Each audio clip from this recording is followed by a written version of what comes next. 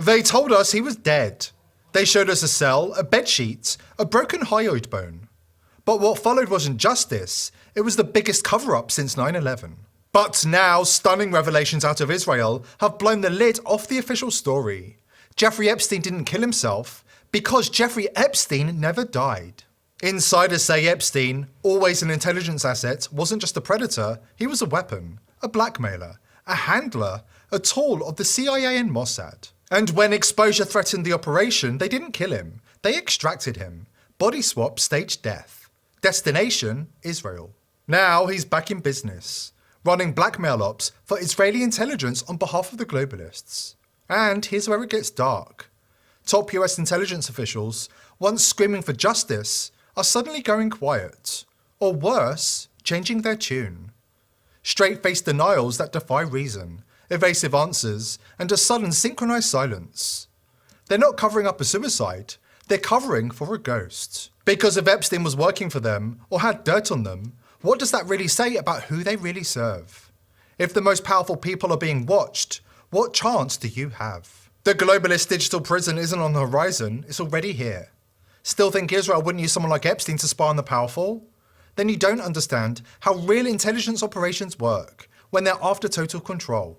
Just weeks ago, then NSA advisor Mike Waltz was caught using Telemessage, an Israeli modified clone of the messaging app Signal, during a high-level White House meeting. You laughed when your grandpa clicked on spam links. Meanwhile, a senior NSA official just handed Israeli intelligence a front-row seat to the White House secrets. Not only was Waltz texting Vice President J.D. Vance and Secretary of State Marco Rubio, he was doing it on an app that archives messages and stores encrypted chats, making it a surveillance goldmine. Then came the breach. A hacker exploiting Telemessage exposed data from over 60 US government users, including the Secret Service and FEMA. And here's the kicker. This app isn't even approved for secure federal use. So ask yourself, how did an Israeli surveillance tool find itself in the pockets of America's top officials? Coincidence? Or a coordinated compromise? Given what we now know about Jeffrey Epstein and his fellow federal asset Sean Diddy Combs, surveillance is never just security, it's control. Every inch of their homes was wired.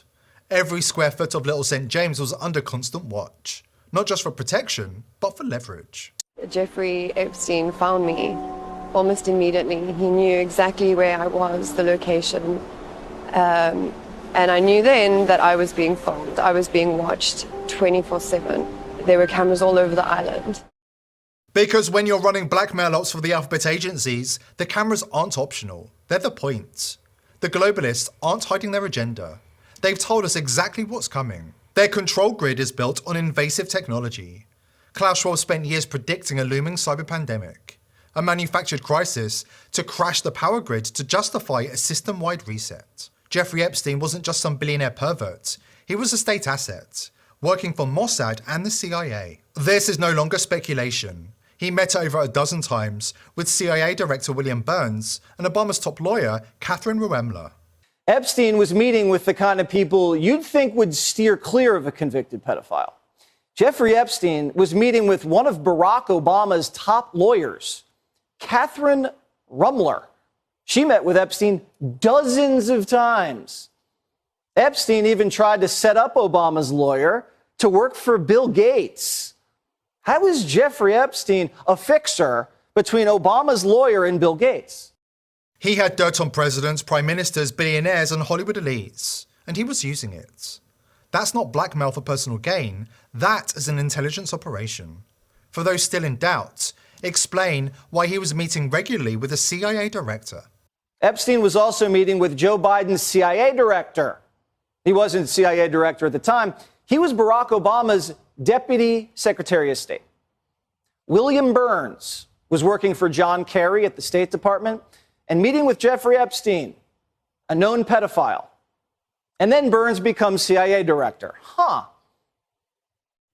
Today's director of the CIA went to Epstein's Manhattan townhouse where Epstein had sex with underage girls and, where he filmed other men having sex with underage girls. And William Burns went there and was then promoted to the director of the CIA. Now, I wonder if the future CIA director saw the portrait of Bill Clinton in a blue dress hanging in Epstein's parlor room. Epstein was also meeting with high-level Israeli Mossad officials, as his lawyer and alleged client Alan Dershowitz recently let slip. Were able to preserve a plea deal for Jeffrey Epstein in 2008 when you were his lawyer. Alex Acosta made a pretty stunning claim as to why that plea deal went forward and why he wasn't able to get a heavier prosecution against Jeffrey Epstein, saying, I was told that Epstein belonged to Intel and to leave it alone. And this is what Acosta said before a Senate committee looking to confirm him in the first Trump term. I heard the claim that the Mossad, the Israeli intelligence agents, used him just the way they used Ghislaine Maxwell's father, Maxwell.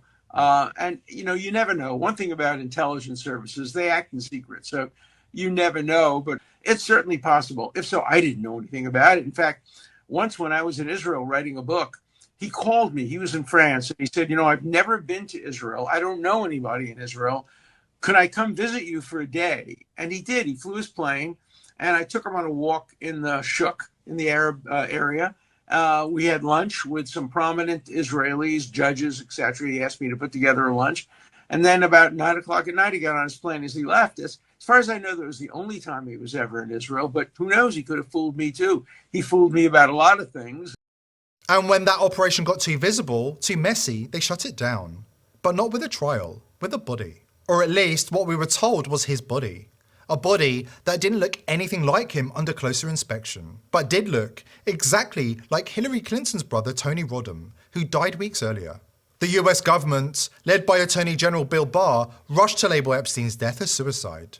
A Zionist Jew, as some call him, Barr has a deeply telling family tie. His father, Donald Barr, hired the young Jeffrey Epstein as a math teacher at Dalton School back in the 70s, despite Epstein being totally unqualified for the job with no college degree. Oh, and Donald Barr? He worked for the OSS, the precursor to the CIA. Coincidence? No such thing. Jeffrey Epstein used to teach math at the Dalton School in New York. The guy who hired Epstein, even though Epstein dropped out of college and was only 21 years old at the time, was Donald Barr, the father of Attorney General William Barr. Epstein would be let go and Donald Barr would resign as headmaster in 1974. In 1973, though, he wrote a book called Space Relations.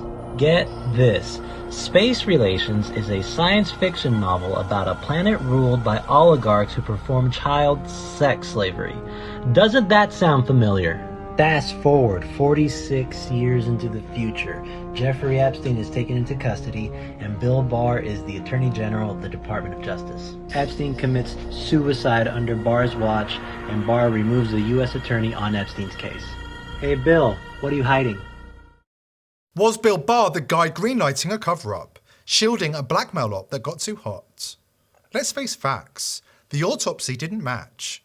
The bone fractures pointed to homicide by strangulation, something no forensic pathologist sees in suicide cases. The cameras failed. His cellmate was pulled. The noose had no tears. The 9/11 calls were never released. They staged resuscitation hours after he was already dead. And the guards? Caught red-handed, fudging logs, blowing off rounds, snoring through their shifts. They got slapped with charges, sure, but jail time, not a day. The two Bureau of Prisons workers tasked with guarding Jeffrey Epstein the night that he killed himself in a New York jail have admitted that they falsified records, but they will skirt any time behind bars under a deal with prosecutors, federal prosecutors. That's according to authorities. That's just coming out. A sweet little payoff for playing their part? Or a quiet nudge from someone upstairs? You tell me. This stinks either way. Barr didn't stop there. He appointed Michael Horowitz as Inspector General to oversee the Epstein case. Horowitz's report? A classic cover-up. It backed the official narrative, the suicide story, cameras malfunctioning, and all. Convenient, right? Mark Epstein, his own brother, said Jeff had no reason to kill himself. He had a bail hearing coming up, and he was optimistic. His lawyer, Dershowitz, agreed. And then, of course, there's the issue, did he kill himself or didn't he? I've always had my doubts about that. He about to go into court with his very good lawyers. He had different lawyers at this time who might very well have gotten him out on bail. The shocking thing is that Epstein never came back. He was living in Paris. He had a beautiful home in Paris. I was never to it, but I've seen pictures of it. And he could have stayed in Paris. He could have become a fugitive there because they don't have extradition laws that apply to sexual misconduct. And he had leverage, incriminating info on presidents, CEOs, royalty, and more. So, what really happened? Here's what. An elite-run intelligence operation was exposed. And they did what they always do. They cleaned it up. And now Israeli investigators have a bombshell. Epstein is still alive and pulling levers in US politics from Tel Aviv. Because Epstein wasn't the end of something, he was the tip of a system that uses blackmail and compromise to control governments, corporations, and media. Israeli investigators are reporting that they're digging into the case. And they say Epstein is alive. They say the reason his corpse was released to an unnamed source was because it wasn't really a corpse. It was a body. It was alive. And it was expatriated to Israel. They say the reason he had multiple passports was because he wasn't just a billionaire paedophile, he was working for various intelligence agencies, doing the bidding of the globalist elite. Are the investigators closing in on the real Epstein? Or is this just another layer of deception in the elite's great game? Listen up, I'm done staying quiet. Name's Yossi. Not my real one, doesn't matter. I'm an investigator, part of a rogue crew inside Israel's security world. We're not saints. We're just fed up, sick to death of the global elite, those Davos creeps, those billionaire puppet masters treating us like pawns. We're ripping their new world order apart, one dirty secret at a time. And now, I've got the filthiest one yet. The secret that could blow their whole twisted game wide open and send it all crashing down in flames. Jeffrey Epstein. He's alive. Yeah, you heard me. Alive. And I've got proof that'll make your skin crawl. He didn't die in that cell back in 2019. That was a lie. A cheap magic trick for the gullible.